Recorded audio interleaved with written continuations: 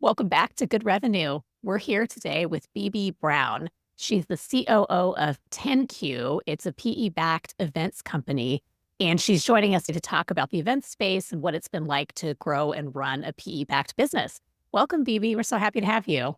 Thank you. I am so excited to be here, and it's quite serendipitous considering the timing. I'm just back from South by Southwest, Oh, and this week is amazing. GDC and events galore, and in two very different ways, which are probably relevant to today's conversation. That's amazing. That's such a great kickoff Yeah. for us because I was just going to ask, what is the events business like right now? And what has it been like coming out of COVID and whatever we've been going through the last couple of years? COVID and all the things. It's a really interesting time. I think because of COVID and we're all isolated and in our pods, people are excited to come back. They're loving the IRL connection. You cannot replicate or duplicate that on any other platform.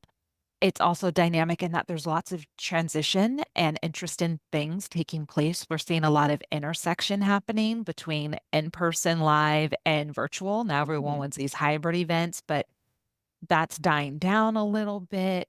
There's AR and use of technology. We're seeing all of the creative design and functionality, sustainability and eco-conscious practices that are emerging more and more. And then, of course, we're trying to accomplish all of this within budget constraints. While the world kind of took a pause when we all came back from live events. Budget stayed flat, understandably. Businesses had put a lot on hold. Products didn't get released. Some things didn't thrive and there was shrinkage, but everybody needed to come back. Mhm. So you suddenly saw costs increase across the board by 20 plus percent when venues, with your food and bev, with AV, with labor. So suddenly what you could afford in yesteryear, you can't afford the same thing today, and that has been a bit of a challenge. It really feels like the pace of life has accelerated coming out of COVID, and I'm sure you feel that way too.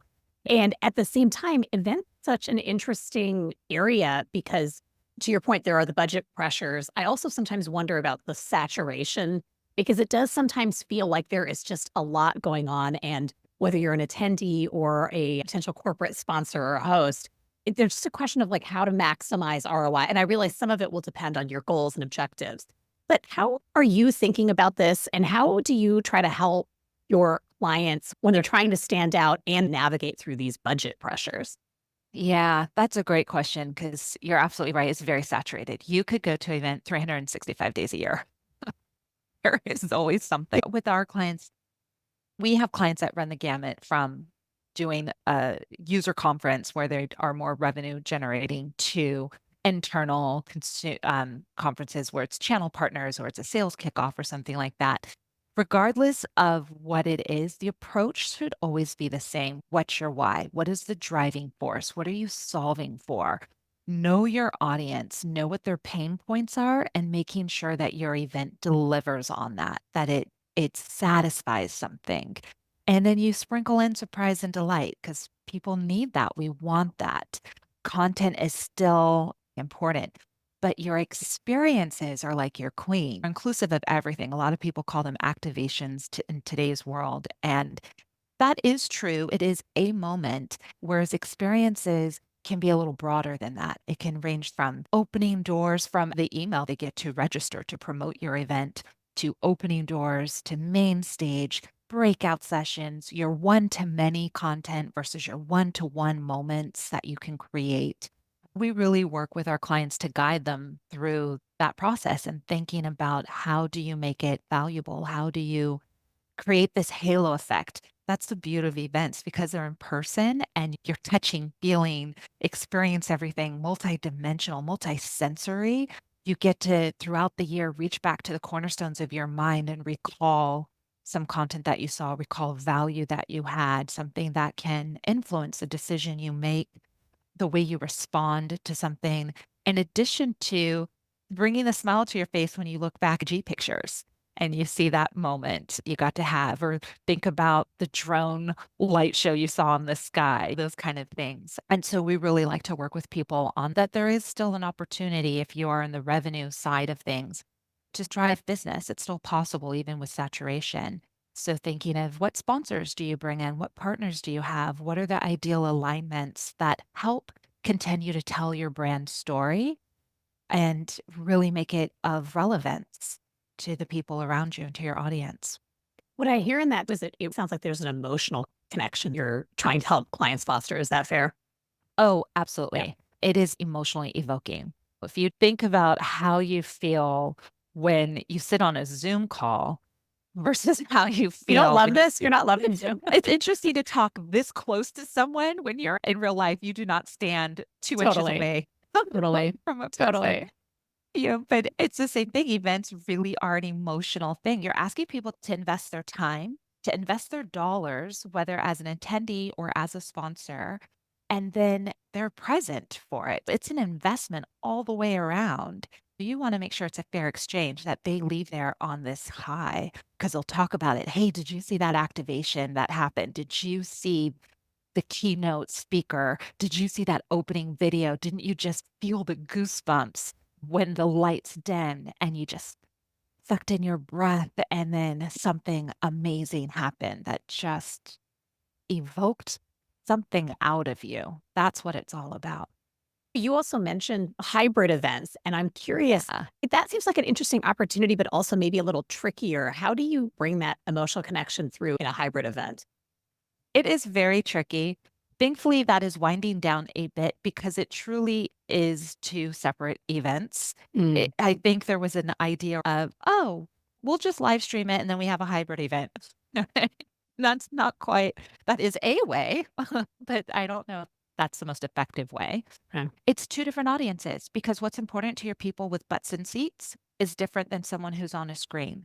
How do you create a break for somebody on a Zoom screen, but get them to come back? That's important. How do you let them feel like they're interacting with that speaker because they're not sitting in front of them? So, what surprise and delight moments can you drop in hybrid? How can you use virtual worlds to bring that alive a little bit more without going too far of AR virtuality and having avatars? How can you use it to your advantage? There is a finer line to walk.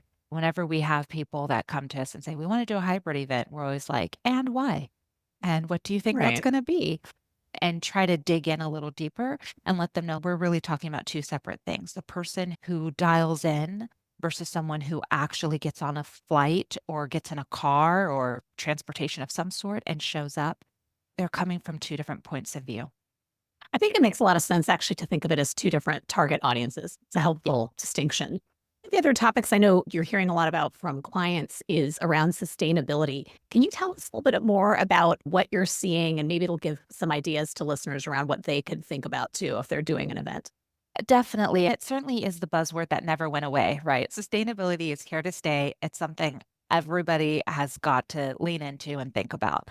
We approach it in a few different ways. One, we think of it as ourselves, as TenCue, and how we want to live up to that. And so we focus more on decarbonization. It's different than just offsetting footprint. We look at our clients and think about how to make this achievable for them as well. And so look at the design and execution of programs and what we think of as a zero waste design or Mhm. the most minimal environmental footprint. We recommend using recycled products or materials. Reusing materials is a huge way. And it's just considering all the stages. One of our first things to think about is what are their budget constraints? Because it is more expensive. Some people are like, yes, we want to have a sustainable event. And then they realize that eco design material is going to be 1.5x what it would if it wasn't. A lot of it's understanding their own company's initiatives and stand on sustainability. How can we lean into that or help them be successful with that? Pre planning a lot of the creative reuse design of materials. So we try to find out, do you have multiple events? Is this a roadshow event? Because then let's use materials and items that are not one time use. That's Right. ultimate wastage. So how are we not so wasteful? And then just looking at the labor and sourcing of equipment. How can we cut down on the travel of that stuff, the trucking and those emissions? So that kind of helps with their emission offset. And then their venues. There's a lot of very green venues out there now that are thinking in this direction. It starts from your venue selection all the way through. It seems like a really interesting opportunity because depending on the brand or company values, I could see some real additive benefit. But obviously, it's a trade-off and you're building a business case. Yeah. To that end, how do you think about events that are revenue generating or intended as a revenue stream for a client versus brand events or roadshows? There's obviously internal events. So I know there's a Yeah. lot of different types of events, but those two revenue generating and brand events seem to be pretty common and popular in terms of external facing events. How do you think Me about too. that? Like, If you're advising clients, because I could see revenue benefit to doing a brand event as well as a sell a ticket event. And so I'm curious if you're advising clients and they're evaluating these two options, or maybe they've historically had a revenue generating event and they yeah, want to bring it initiate a back. brand event. Yeah, but bring it back or bring a second, like a complimentary event. Like, how do you think about it? Are there any examples of companies you've worked with maybe? Yeah, so I think about it in 5 ways, and definitely from my own experience, because that's how I started out as an event marketer with Black Hat and GDC, and those are very much revenue driving events. They're also extremely large. They're premier events within their industries. The 5 things to think about first and foremost is reminding yourself and knowing this event is not transactional. When you are doing a revenue generating event, it is about your connections and your relationships. You are getting your brand to connect with your audience. You are delivering something that is of the utmost importance to them and their success and their own development. That's why a lot of those events do really well because they keep that at the forefront. They always remember this is not transactional, this is connection relationship. The second thing would be making lasting impressions.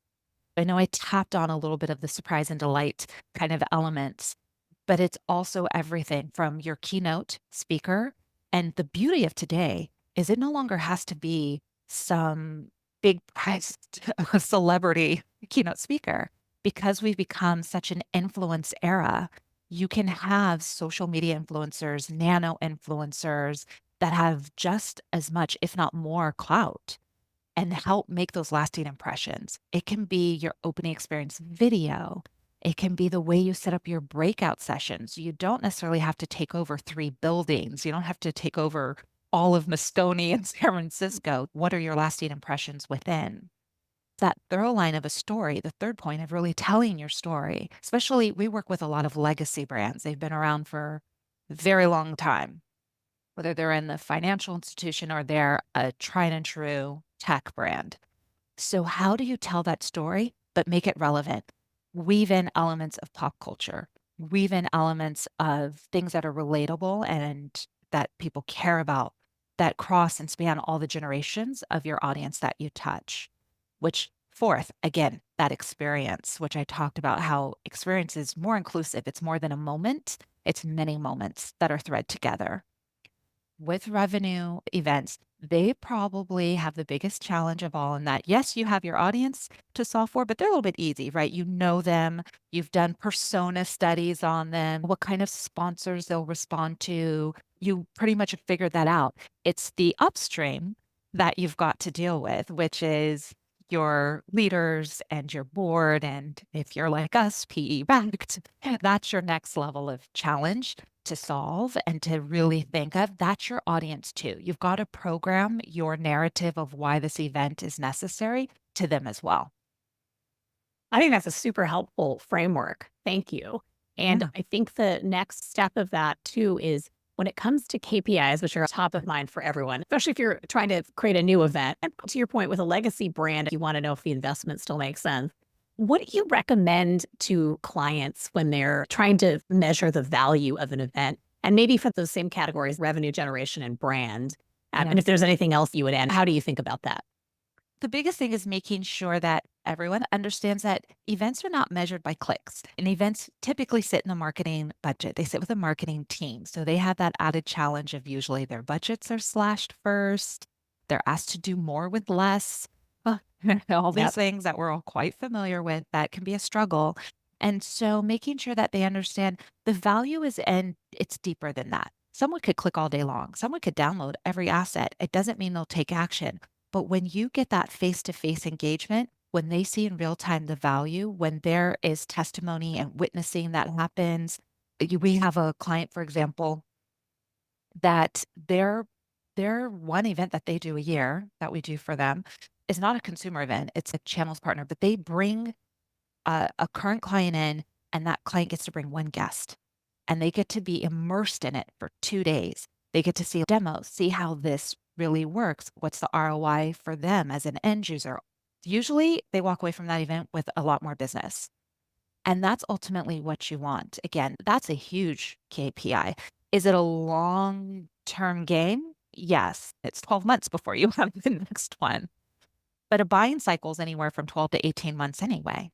So Right. anytime you can see that this person attended your event, start to drip to them. See what content did they absorb while there? Were there key sessions? Was there a theme to a lot of the sessions they attended? Great. You can message them all year long, but really use that in person as the moment to show them what you've been saying all year. I think that's the biggest KPI you can have. If you're revenue generating, it's more than just the number of people sell an alumni pass when it's getting towards the last day or the few days later and you've sent out the thank you so much for attending. Here's a limited time discount code to get your badge for next year. That's a wonderful lure. Suddenly you've created this be part of a club kind of mentality. And then same thing with your sponsorships. That's a huge revenue driver for a lot of these events. So what's your re-sign look like? Can you get people to re-sign for next year and commit to booth space or an experience that they're doing the next year in that moment while they're just on cloud nine? Maybe they just closed a deal themselves. And so they're like, oh my God, of course, here, let's just sign away. I think those are the key things that are important for people to remember. And the feel good. We cannot put that aside. The feel good is really amazing. How much free PR are you getting from all of the social that's happening around it? The sharing of photos, tagging, comments. Look at what South by Southwest got out of LinkedIn Right. alone. I advise people to look at those measurements and take those measurements back to the powers that be, whoever they need to get final sign off on and convince that this is worth doing. I think that's super helpful, especially when you're thinking of communicating value to a CFO or to colleagues that are not in marketing or Yeah. directly engaged in the event. I think that's really wise. Switching gears a little bit, I also know you're the COO, obviously, of TenCue, and I know one of the things that you're really focused on is operational improvements and the business model, finding an efficacious way to run the firm. Can you tell us about how that's going and maybe some of the changes in how you think about things as a PE-backed company, different Yeah. from how someone else might be thinking about running a firm like this? It's been a lot of learnings. This is new for me. I've had to get comfortable also and sitting in this new seat and this kind of model. And I've really discovered one thing that worked is to look at it as a positive accountability partner. Your PE firm holders are going to see things differently than you do. I'm responsible for running the day-to-day business, but I also have to keep in mind a big picture, the climate of things, a long term. What is our long-term strategy? What is our long-term goal? And then how does today add up to tomorrow, which adds up to where we're headed? I've learned to really lean into relationships with stuff like our CFO and using that as a conduit towards communicating things to the board. Same thing with our president and with our own parent company, CEO, of just understanding where are their pain points and challenges, and then how do I align? And what levers do I have? What risks? I think the biggest thing is I'm a little more bullish and figure out how to use that in my favor, but also convince others like it's okay to be a little risky on this. I don't want to wreak havoc or anything, but you do want to be nimble, agile, and responsive. And I think when you're partnered well and understand what's important to you, to your PE-backed group, then that helps determine that a little bit more. I look as they're my accountability partner. Now I'm able to be like, no, I really am gonna push the envelope over here because here's why we're trying to get there. And so I know if I make these changes or buck the system a little bit on this, it's going to get me there. The trade-off is worth it. And sometimes the trade-off is not worth it. It just helps, I think, as a check and balance in that way. Yeah, you had a guest, Heidi Mwangi, I think was her name, Hilda Yes. Mwangi. Oh my Great. gosh, she talked about customer-centric CFO, and that resonated so much because I'm in a customer-centric business. And so I think having that lens and that mindset, but yeah, She's that's wonderful. I'll tell her that too. Cause yeah, I agree. And I think I actually was one of the things I was saying to her was I think it's rare sometimes to meet a CFO who is so connected to the customer. But one of the things I like both about the examples that you're sharing and Hilda's conversation, and I also think it ties back into PE, is I think that accountability can drive alignment if the entire C suite is connected to the customer. Because if you're not, it's just so much harder to move the ball forward. So I think there's a real opportunity there. oh, absolutely. That's so beautifully said, and it's true. And I think about that now, like what's there's times where I have to push back and say, okay, we need this investment in us. We're gonna maybe not have as large of a gross margin or something on a program. And the end goal shouldn't be focused the gross margin on just that program, but overall in general. And so that helps me think about that. Will that help us get closer to an EBITDA goal or a revenue goal? Understanding the levers that I've got, understanding again, like that freedom that I've got to say, this is a new client for us, and we'd rather invest in the relationship. So we're going to discount more than we normally would. Whereas maybe this is a long-term client, and so we wanna enter into a multi-year contract with them. And so I've gotta analyze that and think about we would discount, but differently, and what would that look like? So I think just having that flexibility as the leader of the business, but knowing, because 'cause I'm aligned with my board and the rest of the C-suite and understanding overall what the goals are for the year, I think give me a little bit that hindsight and that 2020. And you need both. You do, you definitely do. And I think that is such a smart perspective because I think that there is so much opportunity when you have a strong business case to get those investments that might be new to the organization. The reality is things change. COVID was a huge inflection point for every kind of business, particularly in events. You have to make some different Yeah. investments and choices, right? The risk calculus is different. I think that's really smart that you're thinking about it like that and that you're well partnered. Yeah, I feel fortunate. One of the other things as we're closing out, what is your advice to a CEO or other senior executives thinking about events, maybe haven't given it as much consideration as they could? What might you Sure. advise? First and foremost, definitely to CEOs and rest of senior executive, empower your marketing team. They cannot do more with less.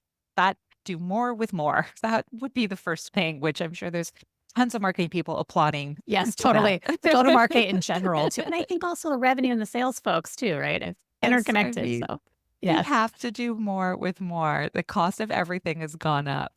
But the other part that I really, there are three things to lean into, and we tapped on one of them, which is about being customer centric. I Mhm. think businesses that can follow these three pillars are more likely to succeed and be high performance, which is their customer centric. Being employee first. Your employees are the ones that are carrying this out. Events are not for the faint of heart. They are sexy. And when you're in them, you're amazed and you get swept away in the moment. And you're like, this is so cool. People have put in a lot of long, long hours, blood, sweat, and tears, a lot of negotiations, a lot of, ooh, that thank God worked out. There's so much that goes into it.